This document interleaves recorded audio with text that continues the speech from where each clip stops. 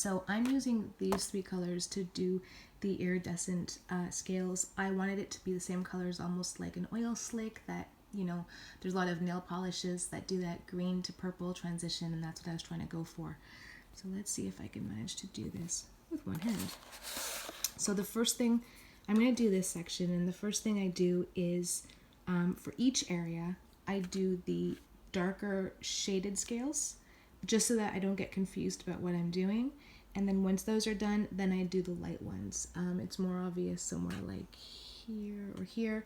I did all these dark ones, and then once they were completely finished, and the dragon looked really silly, then I did the light ones. And that's what I'm going to be doing over here as well. So starting with the brighter / darker color, I'm using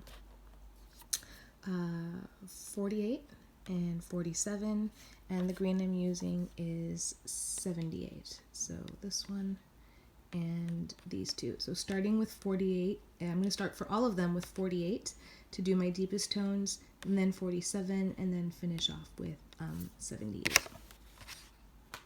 This would work with colored pencils or anything too, but I'm using markers just because it's a lot faster.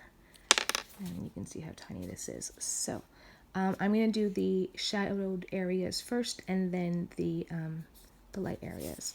So some of the ones that are more shaded, you can tell the shaded ones anyways because the artist of the book has deliberately put in some hatch marks. Some of the ones that are obviously shaded, like here where it's underneath the top half of the dragon, I'm doing much darker, more filled in. Other ones are just going to be a little bit more shaded. So, and again, I'm doing this in Pointilism, so everything is all dots.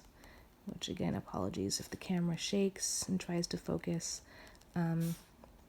These little scales up here are more heavily shaded on purpose because they are hidden. I'm trying to accentuate the overlap between the scales in order to give some depth, and I'm doing all shading in a similar scale shape to kind of leave what would hopefully look like a little bit of light reflecting off the lip of each scale. So again, I'm first doing the darker, more shaded scales.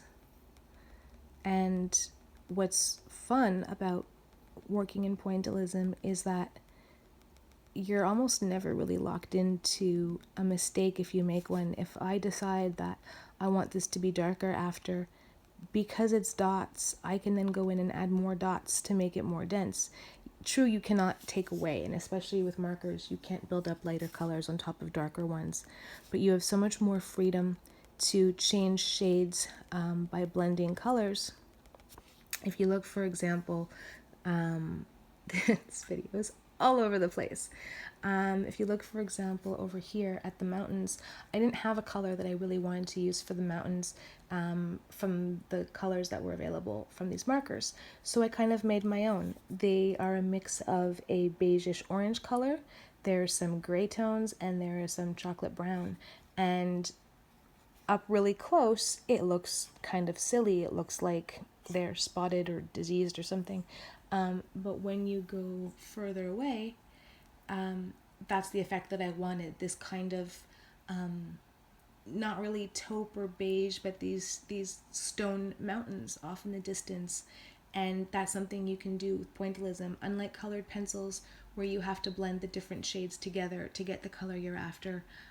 Unlike alcohol markers, where again you're blending. With Pointilism, you're really just overlapping colors together. But yeah, you can see here, similar for the fish, there wasn't quite a gold tone color that I wanted. So from far away, and I used similar tones for the belly, from far away, he looks more like he's like goldfishy or koi fishy with a little bit of a shine to him. But when you get really close, it's really just a blend of different shades of orange and yellow together that give the illusion of this other color, which I didn't actually have. So that's one thing that's really fun with Pointilism, is that if you find that the color isn't giving you quite what you want, you can play with it. You can add a bit more. You can add another color in there to change the tones of what you're working on. You can add more depth, make it darker, and it's just fun to play with. Alright, so I want the shadows. There's not really very many light scales on this one. I'm going to have the shadows just run underneath with a thin sliver of light across the top. This whole section probably should be in darkness. They're all shaded, but I think I'm going to have one or two scales just glint with more light, just to show you an idea of how it's done, because all the other sections are really big and I don't want to make this video super long. So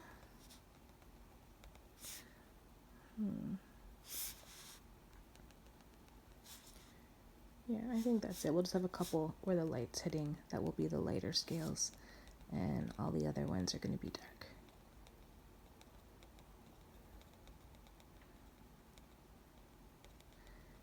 So once I've done the this one's going to be really dark. All right, so that's it for my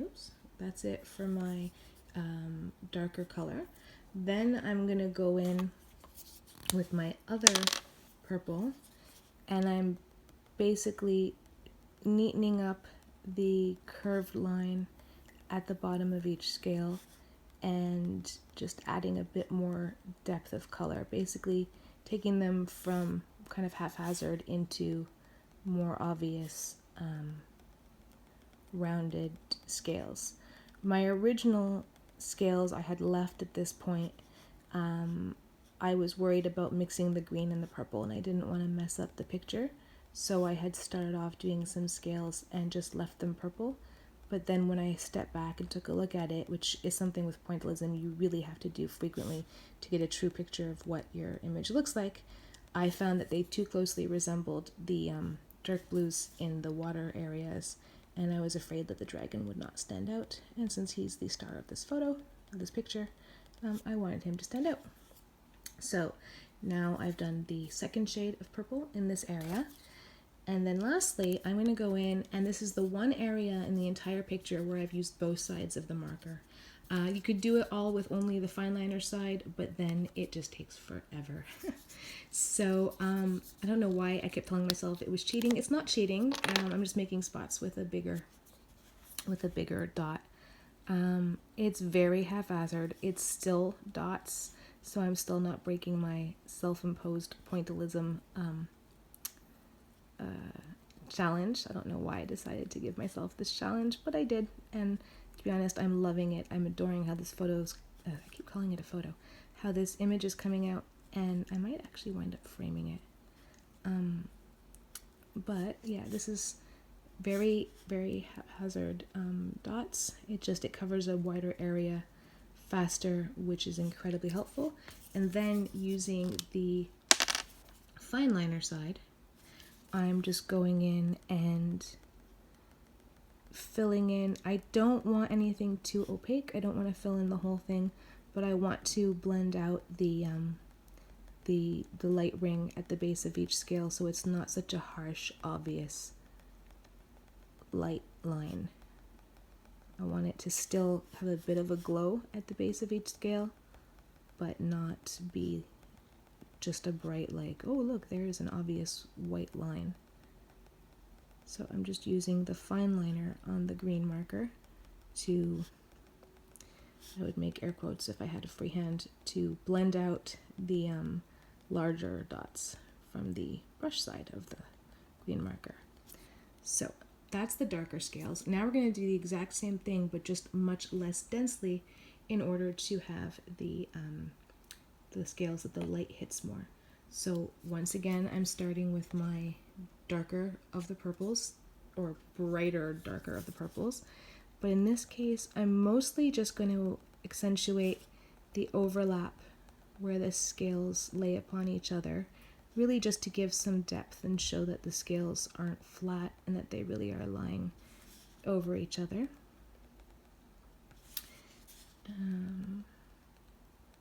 In this area, the artist has already given some depth shadows, and I probably would have done all of these, the shaded ones, except that I wanted to show you. And plus it would make sense that there's some light hitting here on the outside. So with the darker color, that's all I'm doing. In the shaded areas, we use the darker color to start adding depth. I don't want to do that. I really want these to be more the illusion of reflecting light. Next, I'm going to take the other purple, the lighter one, and I'm going to do the same as before, where I'm making a half moon and then filling in, but incredibly sparsely. That's as far as I'm going to go. I really want to give just the hint that there is a purple sheen to these scales, but no more than that. And I'll be honest, at this point, when I was working on it, I would look at it and really think there's no way this is going to work. It's not going to go together. One's way too dark, one's way too light, and I would try to add more color. And then what happens then is that, unlike these scales, where I find it really shows like a light reflective glow across the top, I added more color here, and there's a much less obvious contrast between the darker ones and the lighter ones. I really like this better, and that's what I'm showing you how to do over here. So that's it for the two purples. And then lastly, we're going to take the green. We are going to use the brush side again and just go incredibly light touch, with an incredibly light touch at the, you can fill in if you find it's a bit too much, but I don't want more than that. And then this one we're really going to blend out using the fine liner end, just to kind of make those splotches not be so completely sparse from each other. We want these scales to be mostly looking like a mix of green and white with just some hints of purple under the surface. And that's it.